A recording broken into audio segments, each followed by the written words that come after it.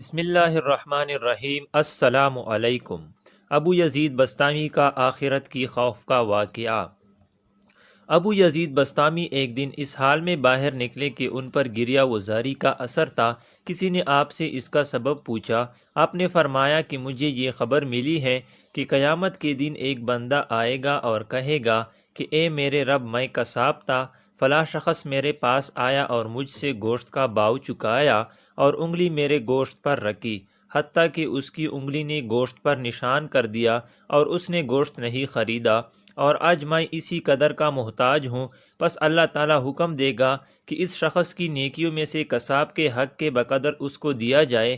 قصاب کا ترازو ایک ذرہ کے برابر ہلکی ہوگی، پس یہ اس کی ترازو میں رکھا جائے گا، چنانچہ اس کی ترازو کا پلڑا غالب ہو جائے گا اور اس کو جنت کا حکم دیا جائے گا، اور اس شخص کی ترازو اسی قدر کم ہو جائے گی اور اس کو دوزخ کا حکم دیا جائے گا۔ پس مجھے معلوم نہیں کہ اس دن میرا کیا حال ہوگا۔ ایک بادشاہ اور وزیر کے بیٹے کا واقعہ۔ معتصم باللہ بادشاہ کا ایک وزیر تھا جس کا نام خاقان تھا۔ وہ بیمار تھا۔ بادشاہ عیادت کے لیے ان کے گھر گئے۔ وزیر کا چھوٹا بیٹا تھا جس کا نام فتح بن خاقان تھا، بلا کا ذہین تھا۔ بادشاہ نے اس کا امتحان لیا، اس سے پوچھا کہ بیٹے، آپ کا گھر اچھا ہے یا میرا؟ بڑا پیارا جواب دیا، کہا ہمارا گھر بادشاہ کے گھر کا مقابلہ کر سکتا ہے، لیکن جب تک بادشاہ ہمارے گھر میں ہے تو پھر ہمارا گھر اچھا، وہ بھی بادشاہ کی وجہ سے۔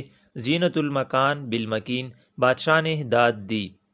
بادشاہ نے اپنی انگوٹھی نکالی اور اپنی ہتھیلی پر رکھ دی اور پوچھا، بیٹا، اس انگوٹھی سے جو یاقوت کی ہے، آپ نے اس سے زیادہ قیمتی چیز دیکھی ہے کیا؟ کہا بالکل دیکھی ہے۔ جس ہتھیلی نے اس کو اٹھایا ہے وہ اس انگوٹھی سے زیادہ قیمتی ہے، اس لیے کہ ہتھیلی بھی بادشاہ کی ہے۔ بادشاہ نے بڑا انعام دیا۔ جب ایک شخص نے حضرت عیسیٰ علیہ السلام کو گالی دی، حضرت عیسیٰ علیہ السلام کو کسی نے برا کہا، آپ نے اس کے جواب میں اس کے ساتھ اچائی کا معاملہ کیا۔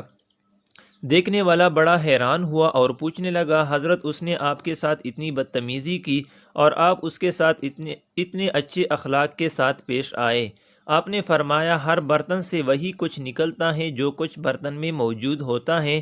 اس کے اندر شر تھا، شر ہی نکلا، اور اگر ہمارے اندر اللہ نے خیر ڈالی ہے تو ہم خیر ہی کی بات کریں گے۔ حضرت جنید بغدادی کا ایک مردہ شعر کو زندہ کرنا۔ حضرت جنید بغدادی رحمۃ اللہ علیہ کو ایک مرتبہ خلیفہ وقت نے کسی بات پر برہم ہو کر بلا بھیجا۔ حضرت شبلی رحمۃ اللہ علیہ ساتھ تھے۔ جب روبرو ہوئے تو خلیفہ نے برا بلا کہنا شروع کیا۔ شبلی نوجوان تھے، نیز ان کے پیر کو برا بلا کہا جا رہا تھا۔ آپ کو جوش آیا، قالین پر ایک شیر کی تصویر بنی ہوئی تھی۔ آپ نے اس پر نظر ڈالی تو وہ شیر مجسم ہو کر خلیفہ کی طرف خشم آگی نظر سے دیکھنے لگا۔ حضرت جنید کی جو اس پر نظر پڑی تو اس نے حضرت شبلی کو گور کر دیکھا اور اس شیر کو تپک دیا۔ وہ مثل سابق شیر قالین ہو گیا۔ تھوڑی دیر میں حضرت شبلی نے اشارہ کیا اور وہ تصویری شیر پھر مجسم ہو کر سامنے ہوا۔ اس مرتبہ خلیفہ وقت کی نگاہ اس پر پڑی، خوف کے مارے ترا گیا اور دست بستہ اپنی جرت کی معافی چاہی۔ حضرت جنید نے اس شیر کو مثل سابق کر دیا اور خلیفہ وقت سے مخاطب ہو کر فرمایا کہ آپ کچھ اندیشہ نہ کریں، آپ کو کچھ نہیں ہوگا، آپ خلیفہ وقت ہیں، آپ کی اطاعت اور ادب ہم پر واجب ہیں۔ یہ لڑکا ہے، آداب شاہی سے واقف نہیں، آپ کا جو دل چاہے کہیے۔ دو خراسانی فقیر، جو ایک موٹا اور ایک کمزور تھا، ان کا واقعہ۔ دو خراسانی فقیر ایک دوسرے کے ساتھ سفر کر رہے تھے۔ ایک کمزور تھا جو 2 رات کے بعد کھانا کھاتا، اور دوسرا قوی تھا جو ایک دن میں 3 بار کھانا کھاتا تھا۔ اتفاقاً ایک شہر کے دروازے پر جاسوسی کی تہمت میں گرفتار ہوئے۔ دونوں کو ایک گھر میں قید کر دیا اور دروازہ مٹی سے بند کر دیا۔